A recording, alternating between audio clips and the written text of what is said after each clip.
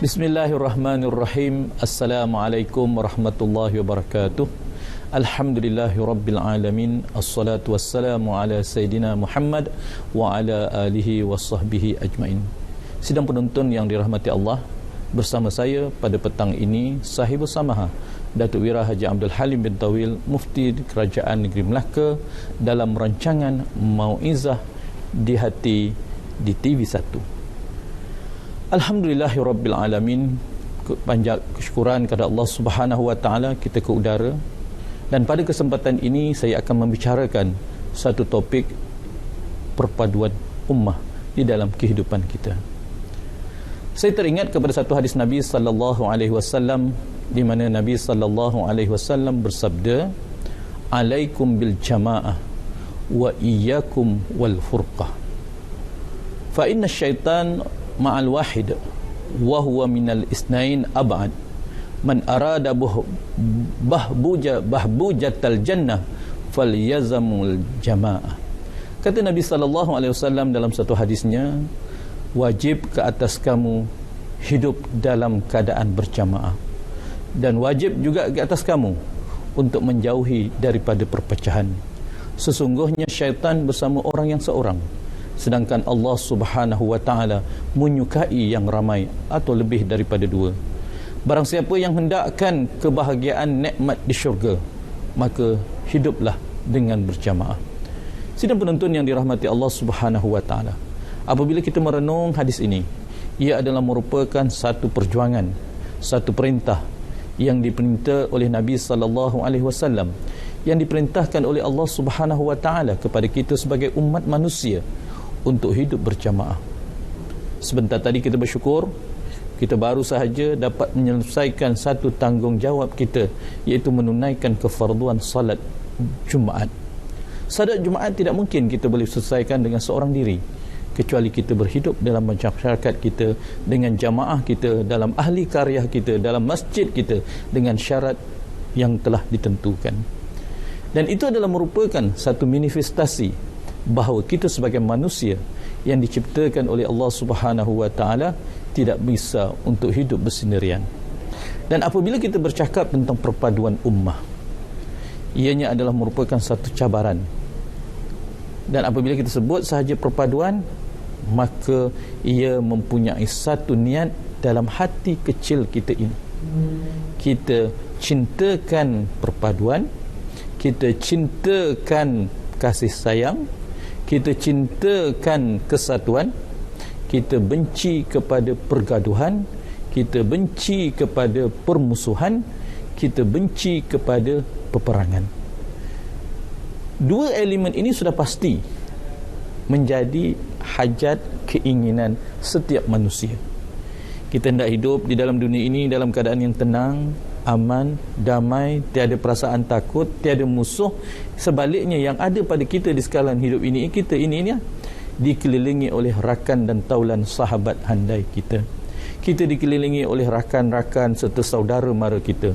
Kita tidak mahu kehidupan kita ini menakutkan, dikelilingi oleh musuh, perasaan negatif, silap sangka, buruk sangka yang hari ini sedang menghantui pemikiran atau masyarakat di semua tempat. Dan inilah yang merosakkan perpaduan kita di kalangan umat Islam. Dan apabila kita bercakap tentang perpaduan, maka sudah pasti ia mempunyai syarat. Saudara penonton yang dirahmati Allah Subhanahu wa taala, cuba kita lihat siapakah di sekitar kita. Adakah kita mengenali mereka? Maka apabila kita hendak membina sesuatu yang dikatakan bersatu atau berpadu, syarat yang pertamanya ialah mesti ada yang disebut ta'aruf. Mesti ada perasaan mengenali, saling mengenali. Kalau kita hidup dalam sebuah keluarga, maka kita mengenali siapakah ahli dalam keluarga kita tadi. Kalau kita hidup dalam masyarakat yang berjiran tetangga, maka kita kenal siapa jiran tetangga kita. Bila kita duduk dalam sebuah komuniti ataupun organisasi, persatuan ataupun jabatan, kementerian, maka rakan-rakan setempat kerja kita tadi harus kita mengenali mereka. Dan apabila kita berada dalam komuniti yang lebih besar, maka sudah pastilah kita harus mengenali. Dalam arti kata, sama ada kita mengenali individu tadi, Dalam arti kata yang lebih besar, kita mengenali bangsa seseorang, bahasa seseorang, budaya seseorang, amalan seseorang, kesukaan atau kebencian seseorang, adab serta pantang larangnya. Itu adalah merupakan asas di dalam kita ingin membina perpaduan. Yang kedua, apabila kita menyebut sahaja perpaduan, setelah kita mengenali, datang asas yang kedua, iaitu saling menghormati. Ini yang disabdakan oleh Nabi sallallahu alaihi wasallam, "Man la yarham la yurham." Barang siapa yang tidak menghormati orang lain, dia tidak akan dihormati. Jadi lantaran itu, untuk membina perpaduan, hormatilah mereka. Mereka adalah jiran kita, mereka adalah ahli keluarga kita, mereka adalah rakan seperjuangan kita di dalam pejabat, dan mereka adalah rakan yang duduk dalam sebuah negara kita yang merdeka ini. Hormatilah. Walaupun di dalam kita nak memberikan penghormatan tadi, kita ada beberapa perbezaan. Kadang-kadang kita ada perbezaan pendapat, kadang-kadang kita ada perbezaan negeri, dari mana asal keturunan, kadang-kadang kita berbeza dengan latar belakang pendidikan dan sebagainya, atau sosioekonomi. Tetapi itu tidak menjadi penghalang kepada kita untuk kita saling menghormati, kerana kita telah mempunyai asas yang pertama, iaitu saling mengenali. Yang ketiga, untuk kita membina perpaduan, sudah pasti asas yang ketiga yang digalakkan oleh Islam ialah saling tolong menolong. Kita melihat pasca Covid contohnya, alhamdulillah saya yakin Covid-19 yang berlaku di negara kita, bila kita melihat bagaimana masyarakat kita berganding bahu bersama dengan kerajaan untuk membantu sahabat, jiran, saudara kita. Bukan kata individu, ada NGO, ada masjid, ada agensi kerajaan, ada orang persorangan, badan-badan korporat, mereka saling menolong. Inilah yang diasaskan oleh Islam dalam konteks untuk membina perpaduan. Maka kata Allah Subhanahu wa taala, wa ta'awanu 'alal birri wat taqwa wa la ta'awanu 'alal ismi wal 'udwan. Bertolong-menolonglah kamu dalam asas perkara-perkara yang membawa kepada kebaikan dan kasih sayang, dan jangan bertolong-menolong dalam perkara yang boleh membawa kepada permusuhan. Sidang hormat penuntun yang dirahmati Allah Subhanahu wa taala, di dalam kita hendak membina perpaduan ummah, harus ada semangat yang keempat, iaitu menghormati, menghargai persamaan, menghormati perbezaan. Sidang penuntun yang dirahmati Allah, saya katakan tadi, kita mempunyai persamaan, kita hendakkan keselesaan, kita hendakkan keamanan, kita hendakkan pembangunan, kita hendakkan persahabatan, kita hendakkan hidup dalam keadaan aman dan harmoni, kita hendak orang tolong kita. Maka hargailah persamaan di antara kita dengan seorang yang lain, dan dalam masa yang sama hormatilah perbezaan. Itulah dalam masyarakat kita hari ini, di dalam kita hendak membentuk suatu perpaduan, walaupun ada tadi kita menyebut iaitu mengecilkan perbezaan, mencari persamaan. Harus kita adakan. Ini adalah senjata kepada kita untuk kita membina sebuah perpaduan.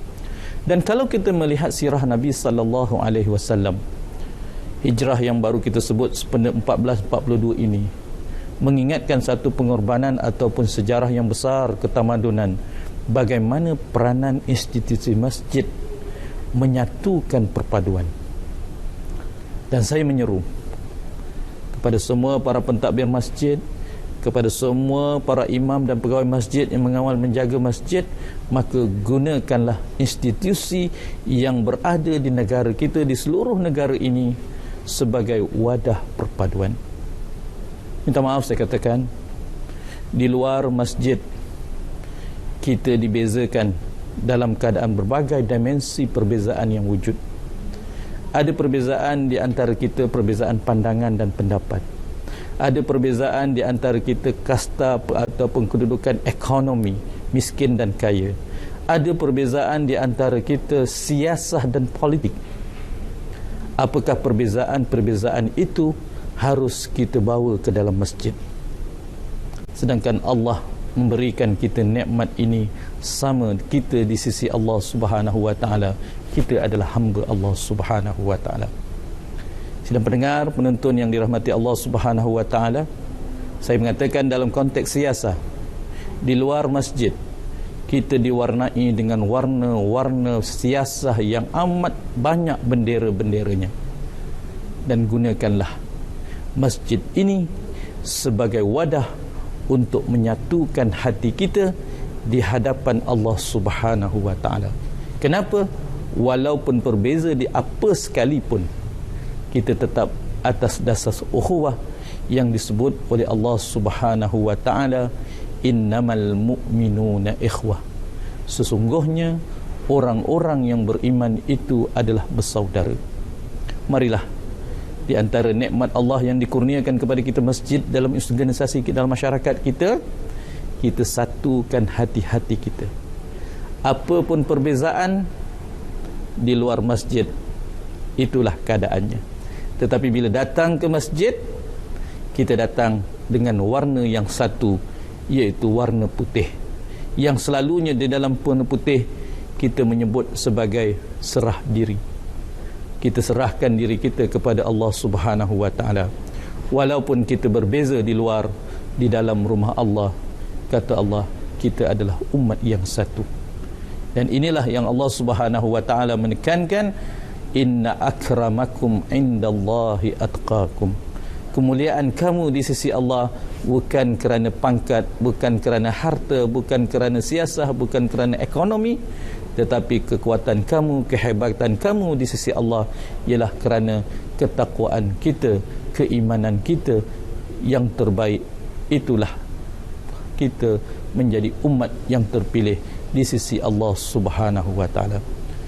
Sidang pendengar yang dirahmati Allah Subhanahu wa taala, semoga rancangan mauizah ini memberikan kita sedikit keinsafan bahawa cabaran kita untuk menyatukan ummah haruslah menjadi agenda di dalam diri kita, dan jangan kita lihat orang lain. Kata Nabi, ibda binafsik, mulakan dengan diri kamu. Tanamkan niat di dalam kita, kuatkan azam kita. Kita adalah ejen kepada perpaduan, kita bukan menjadi ejen kepada permusuhan dan perpecahan. Wallahu a'lam, wabillahi taufiq wal hidayah. Wassalamualaikum warahmatullahi wabarakatuh.